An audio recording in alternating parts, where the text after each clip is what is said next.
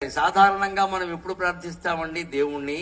మామూలుగా ఏదో రోజు చేసేస్తామండి. సుఖంగా ఉన్నవాళ్ళు వాళ్ళు చేసే పూజలు ఎలా ఉంటాయి చూడండి. సుఖంగా ఉన్నవాళ్ళు రోజు సంధ్యావందనాలు పూజలు ఎలా చేస్తారంటే టెక్నికల్గా చేస్తారు, యాంత్రికంగా. కానీ ఒక్క దెబ్బ తగిలిందనుకోండి, ఏదైనా ఇంట్లో ఎవరికో అనారోగ్యమో లేకపోతే ఏదో పెళ్లి చెడిపోవడమో, పిల్లకి అల్లుడికి ఏదో విడాకులు గొడవలు రావడమో, కొడుక్కో కోళ్లకో అనారోగ్యం రావడమో, లేకపోతే ఏదో ఆస్తి నష్టమైపోవడమో, అప్పులు పాలవడమో జరిగింది అనుకోండి, ఇంకా మొత్తం ఎక్కడ లేని భక్తి వచ్చేస్తుంది మనకి. అయ్యి బాబోయ్ వెంటనే ఇంకా మా బోటిగాళ్ళు పట్టుకుంటారు. ఇంకా అప్పులు పాలు అయిపోయానండి, ఏం చేస్తే వస్తుందండి. మేము కూడా ఏవో రకరకాల ఉపాయాలు చెప్పేస్తాం. ఇంకా ఈ మధ్య ఇంకా బాగా యజ్ఞాలు కూడా చేయించేస్తున్నారు. పురోహితులు నన్ను మన్నింతులు కాక ఆ యజ్ఞం ఈ యజ్ఞం. దంపతులు సరిగ్గా లేరు అంటే అశూన్య శయన వ్రతం అదొకటి విన్నాను ఇక్కడ టీవీలో. నమస్కారం చేశాను, కొత్తది కనిపెట్టేవయ్యా. దంపతులకి గొడవలు అవుతున్నాడు, అందుకని అశూన్య శయన వ్రతం అంటే వాడు మళ్ళీ తిరిగి కలిసి ఆనందంగా ఉండేలాగా వ్రతం చేయించేస్తాట. ఆలోచించండి దయచేసి, పెద్దలు కూడా వ్రతం చేస్తే కలిసిపోతారా? నేను ఒక ఆధ్యాత్మికవేత్తగా మడలో కండువా వేసుకుని మాట్లాడుతున్నానండి. వ్రతం చేస్తే కలిసిపోతారా?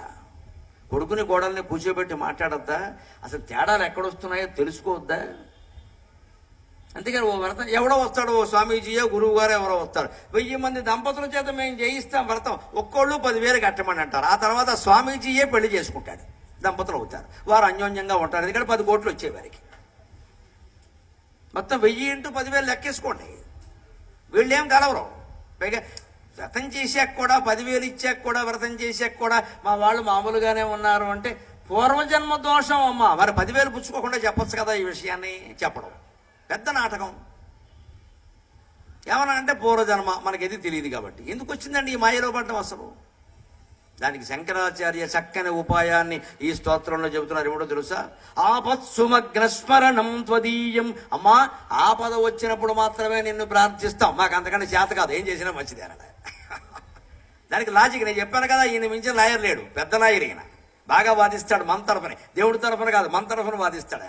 తప్పు అన్నాము, నువ్వు అన్నాను వీలేదు. మేము ఆపద వచ్చినప్పుడే గుళ్ళోకి వస్తాం, అప్పుడే దండం పెడతాం, సుఖంగా ఉంటే రావు, అయినా నువ్వు కాపాడవలసిందే అంటే అమ్మవారు ఏముంటుంది, అదేమిటిరా ఆపదలు తీరాక గుళ్ళోకి రావడం మానేస్తావా? నేను ఒక్కతనే కూర్చోవాలా గుళ్ళో? సంపదలు ఉన్నప్పుడు కూడా రావచ్చు కదా అంటే ఆయన ఉపాయం చెబుతున్నారు. ఆయన లేదమ్మా నేను చెప్పేది నిజమే. ఆపత్సుమగ్నక స్మరణం తదీయం కరోమి దుర్గే కరుణార్ణవే శివే. ఆపత్సుమగ్నక స్మరణం త్వదీయం కరోమి దుర్గే కరుణార్ణవే శివే.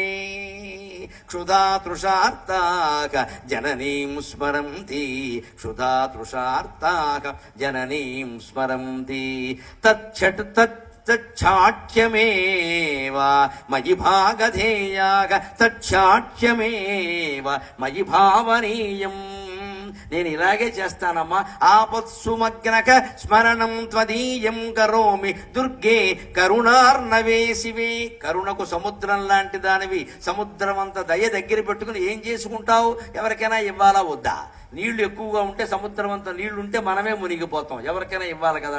అమ్మవారి దయ కరుణా సముద్రం, సముద్రం అంత దయ ఉంది. అంత దయ నీ దగ్గర పెట్టుకుని నువ్వు నీ మొగుడు దయతోటి ఏమైనా ఆడుకుంటూ కూర్చుంటారా? మాకు ఇవ్వచ్చుగా దయ, ఏదో మమ్మల్ని దయ చూడొచ్చుగా. ఇదండి అమ్మవారిని కరిగించే ప్రార్థన. ఇది సంస్కృతంలోనే మీరు చేయక్కర్లేదమ్మా, మీ మాటల్లో మీరు చెప్పుకోవచ్చు, మీ మనస్సులో మీరు భావన చేయొచ్చు. సంస్కృతం రావాల్సిన అవసరం ఏం లేదు. ఏదో బ్రాహ్మణులు, వారు పండితులు, వారి పాటలేవో వారు పడతారు, అందరూ ఆ సంస్కృతంలోనే చదవాలని అనుకోకుండా చదవకూడదు కూడా, అనవసరం. అది భగవంతుడికి కావలసింది మనస్సు, భాష కాదు. ఆ భాష ఏమిటంటే ఇదే, ఆ మనస్సు, ఆ భావన ఏమిటిది? ఆపత్సు మగ్నః స్మరణం త్వదీయం కరోమి. ఆపదలో ఉన్నప్పుడే నిన్ను స్మరిస్తానమ్మా, నన్ను ఆక్షేపిస్తే ఎలాగా? అయినప్పటికీ తచ్ఛాట్యమేవ మయి భావనీయం నా. అదేదో శఠత్వం, మొండితనం అనుకోద్దమ్మా. ఉదాహరణ ఏమిటంటే క్షుధాతృషార్త జననీం స్మరంతి. ఎంత చక్కగా చెబుతున్నారు చూడండి. ఓ పిల్ల, చిన్న పిల్ల ఉంది, ఆడపిల్ల. ఇంట్లో 2 ఏళ్ళు ఉన్నాయి ఆ అమ్మాయికి. ఇంకా బళ్ళోకి వెళ్ళా, ఆడుకుంటోంది. తల్లి ఏం చేస్తుంది? మరి లోపల పని చేసుకోవాలి కదా. ఈ పిల్లకి 4 బొమ్మలు ఇస్తుంది, అంతేనా? దీంతోనే ఉదాహరణ చెబుతున్నారు ఆయన. ఆ కాలంలో కూడా ఉండే బొమ్మలు ఉన్నాయి కదా. చిన్నపిల్ల ఉంది, 2 ఏళ్ల పిల్ల, ఆడుకుంటూ ఉంటుంది. ఏవో బొమ్మలు ఉంటాయి, బొమ్మలతో ఆడుకుంటూ ఉంటుంది. పిల్లలు ఎంతసేపు ఆడుకుంటారో గమనించండి. తల్లి లోపల వంట పనిలో ఉంది, తండ్రి ఏదో సెలవైనా ఇంట్లో ఉండొచ్చు, ఆయన పనిలో అయినా లేదా బయటికి వెళ్ళాడు, ఏదో జరిగింది. ఈ పిల్ల ఆడుకుంటూ ఎంతవరకు ఆడుకుంటుందండి మీరు గమనించండి. పొద్దున్న 9ంటికి ఆ పిల్లకి బొమ్మలు ఇస్తే 10 వరకు ఆడుకుంటుంది, పర్వాలా. అద్దీసి ఇది పెట్టి నానా గొడవ చేసి ఏదో మొత్తం నడిపించి కీ నొక్కి రిమోట్ కంట్రోల్ చేసి ఏదో నడిపిస్తుంది. కాసేపటికి ఆ పిల్లకి ఆకలి వేసింది అనుకో, దాహం క్షుధ ఆకలి కానీ తృషార్త దాహం కానీ వేసింది అనుకో, వెంటనే ఏం చేస్తుంది, ఈ బొమ్మలన్నీ అవతల పారేస్తుంది, అమ్మా అని మొదలెడుతుంది. ఆడుకుంటున్నంతసేపు పిల్లకి అమ్మ గుర్తు రాలా, ఆకలి అయ్యగానే అమ్మ గుర్తొచ్చింది. న్యాయాన్ని వాదించడం అంటే దాన్ని న్యాయమని ఒప్పించాలి కదా ఎదుటివాడిని, దానికి తగిన తర్క పరిజ్ఞానం ఉండాలి. అంటే న్యాయవాదులుగా తర్కశాస్త్రం నేర్పుతారు ఖచ్చితంగా. తర్కం తెలిస్తే కానీ వాళ్ళు వాదించడం కర్కశులు అంటారు వాడిని, అసలు లాజిక్ అంటారు దాన్ని, హేతు పద్ధతి పెట్టుకుంటారు. ఇలా జరిగిందంటే అలా జరిగిందంటే చూడండి, ఏది జరిగే అవకాశం ఉందా అంటారు, వెంటనే జరిగే అవకాశం ఉందా అంటారు. ఆ తర్కం ప్రకారం జడ్జి గారు కాదు ఎవరైనా ఒప్పుకోవలసింది. ఇప్పుడు శంకరాచార్య గొప్ప న్యాయవాది, ఆయన ఏమంటారు, చిన్నపిల్లల్ని చూడండి ఆడుకున్నంతసేపు ఆడుకుంటారు, ఆకలిగానే ఏం చేస్తారు, ఈ బొమ్మలన్నీ తన్నేసి అమ్మా అంటాడు.